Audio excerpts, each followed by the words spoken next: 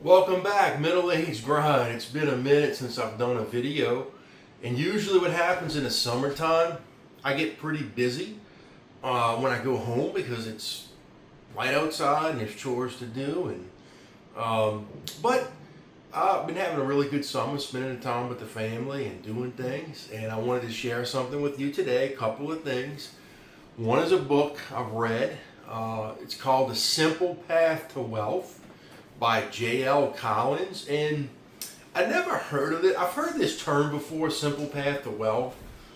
If you put that into YouTube, J.L. Collins, I believe he's in his early to mid 70s now, is a guy who wrote the book. He wrote it 10 years ago, and he did a revised 2025 edition. And he's making the circuit doing all kind of podcasters and regular TV. I want to give you his main takeaways from this and how it can maybe help you. Okay, and I always do these videos with intentions of helping my kids. My kids are from 15 to 10, and it's basically some of the concepts I'm teaching them with investing and that kind of stuff. But what the Simple Path to Wealth focuses on is a few very key simple concepts.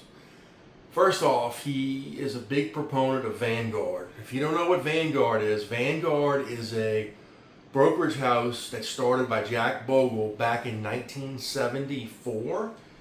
And in 1975, he offered the first index fund, which is VU, which I have. That's my second largest position. This isn't financial advice, but I'm telling you what I have. And VU, all VU is the S&P 500, the 500 largest U.S. companies by market cap, meaning by accounting standards, the worth of the 500 largest companies in the United States. And the cool thing about an index fund is a couple of things. One, very low fees, very, very low. I believe it's 0.03% on that fund. And then the second thing is, by you owning the S&P 500 fund, and there are multiple different offerings now, but Vanguard started it all 50 years ago. Basically, you're owning the 500 largest U.S. companies, and every year, and I don't remember the date, I believe it's in February or March, really doesn't matter, it reconstitutes. What does that mean? It redefines the 500 largest companies because some companies go up in value and some go up down.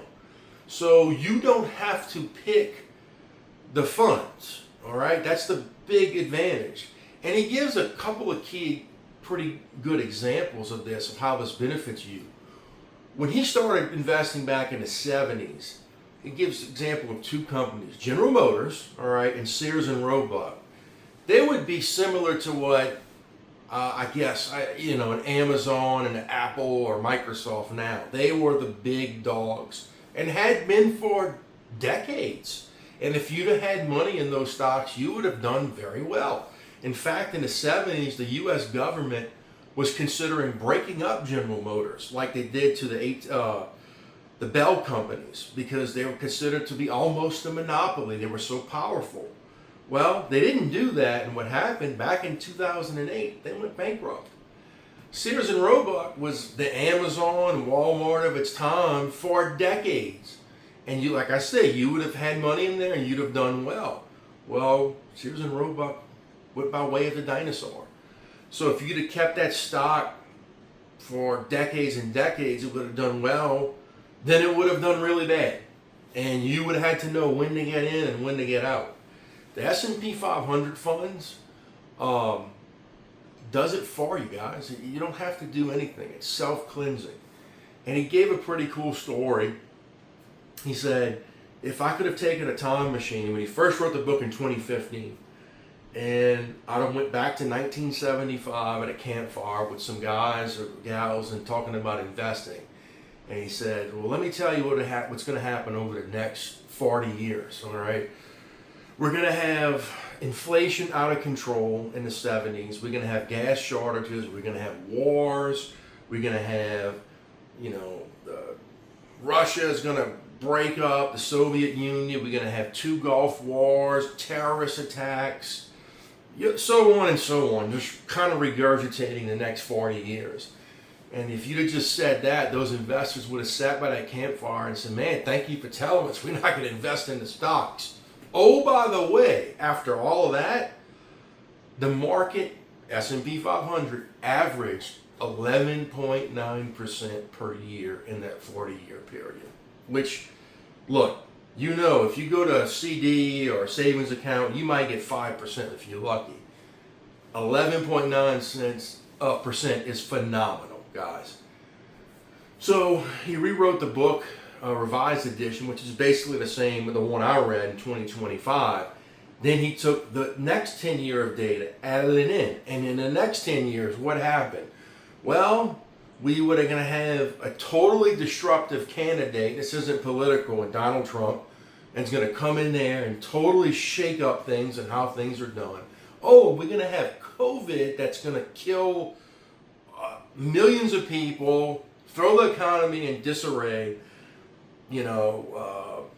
All this crazy stuff happen. We're going to have more wars. We're going to have Russia invading Ukraine, Israel and Iran, blah, blah, blah, blah, blah. Oh, it seems pretty bad. You would have think, man, these next 10 years. So that 11.9% number over 40 years, well, what's the 50-year number? It's 12.1%.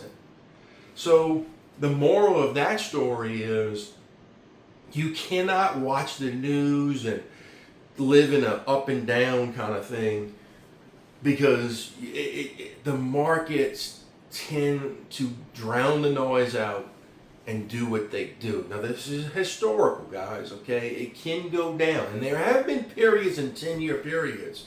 I believe 2000 or 2010, the S&P 500 actually was down a little bit. But over a 30-year period of time, and this is key, the S&P 500 beats 99% of mutual funds. What does that mean? There are more mutual funds than there are stocks, meaning that that's companies, and that's why he doesn't like typical investment advisors. They charge much higher fees, sometimes 10, 20 times the amount of, say, a Vanguard. And then over any 30-year period, they have not beaten the market, that 12.1% or 11.9 number. So if you just put your money into a managed, especially when you're young, and you get older in retirement, you have to look about keeping what you got. But when you're my age and younger, his recommendation is save as much as you can, put it in low-cost index funds, and whenever you have 4% that you can withdraw that meets your life needs, then you're financially independent. What does that mean? So let's say you have a couple $1 million, 4%, I believe, is $80,000. If that can cover your expenses, you're financially independent, all right? And a couple key takeaways is with that, Fidelity did a study. What were the best investors, age kind of thing? This was done, I think, about 5 years ago. He brings this up. So these are the two best performers, okay? One is dead people, meaning people who have actually passed away and just kept their money sitting in an account for several years. And the second one was people who forgot their passwords. So all of this day trading you hear, oh, I'm making all this money on Bitcoin and this meme stock. He gives an example. The market is like a mug of beer, right? Think of a mug of beer. When people say the market is like a casino, it's gambling, he goes, it's right for a portion of it. If you take a mug of beer and you got the head of the beer, the foam at the top, he goes, that's the noise and the day trading and the investing. The actual beer, which is 98% of the glass, is real companies working for you every day, what's going on, okay? So I love those examples, and I think it kind of simplifies things. Check out his book, Simple Path to Wealth. And look, if you just watch some of his YouTube videos where people, his name's J.L. Collins, YouTube that, and he goes over some of these concepts with different podcasters. You don't even need to buy a book, to be honest with you. I'm plugging his book, but he's going to go over that, and he explains it in such a way, that makes it. He goes, look, make it automatic. He talks to Jack Bogle, who founded Vanguard, passed away in 2019. He said, if you do this, open up an account and just systematically put a decent amount every month, whatever that number is, $500, $1,000, and you go 20, 25, 30 years, back in the days when we actually got paper statements, and just don't open them up. And say in 25 years, you open up your statements, he goes, you better have a cardiologist sitting next to you because you can have a heart attack with how much money's in there. And that's the whole key to this. The key is to start young. Race to get 100,000 if you're young in your 20s in your account, because the power of compounding, it's so, when you get older, even my age, I'm 43, you have to consistently put a lot more money in because you don't have the years. When you're young, oh man, it's just such imperative. So I wanted to share that book with you today. I also want to share, it's another plug, I'm not getting compensated, but my kids asked me a few months ago, Dad, you see all these old home videos. Do you have any home videos when you were a kid? I'm like, well, my dad, they call him Pa D, had a camera he used to use. And I said, I don't know, with the flood and Katrina, if we lost it, whatever.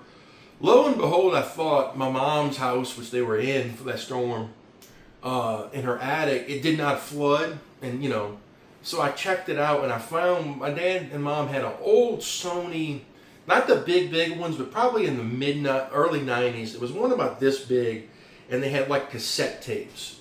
Okay? And I found a box with that in it.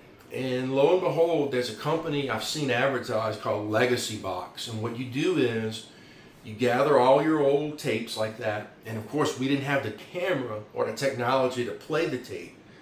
And you can send in, I think the deal was, it was something like for $65, I could have sent 10 tapes in. And they were going to transform on the cloud. And they actually gave me disc here to have, CDs. Lo and behold, the 5 tapes I had, sent them in. They were very good. Oh, we received them, we're processing them. And then one, like last week or something, they're like, here it is. And I'm surprised, in the hot attic in South Louisiana, these tapes have been up there for over 20 years, and they all work. And it's just something very special to see 30 years ago, 35 years ago, when we were kids, and my mom and my dad. And it really got me because my dad passed away a few years ago, but in he did most of the filming, so he's not in a lot of it, but you hear him talking, and he is in some of it. And one of them I must have been filming, and it was a Christmas. It was my dad, my Uncle Ronald, and my grandpa, my Papa Carol.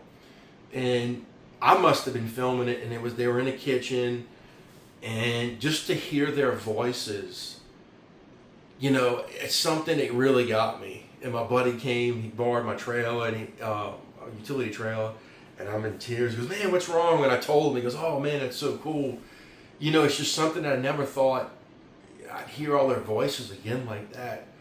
And check it out. It was totally worth it, guys, for under $100. And this is something that's going to be important to you and your family. And you may have all these old videos, but it was something I thought, I remember we had the camera, but maybe we lost it in the flood. And I went and looked and searched in our attic, and I found some tapes. Now, I think we had more, but that's what I found. And it's about 2 hours of us and family and Christmas and birthdays and my senior year in high school, senior night with football with my parents. My grandma was filming, me, my mom, my dad on the field. Check that out, guys. It's something that, my mom and my sister and myself, and I've been showing my kids. It's just stuff we didn't think we had anymore, and we did, and it was just a treat. So I wanted to share that with you today. It's been a minute since I've done a video, but I wanted to share the simple path to wealth and the Legacybox thing.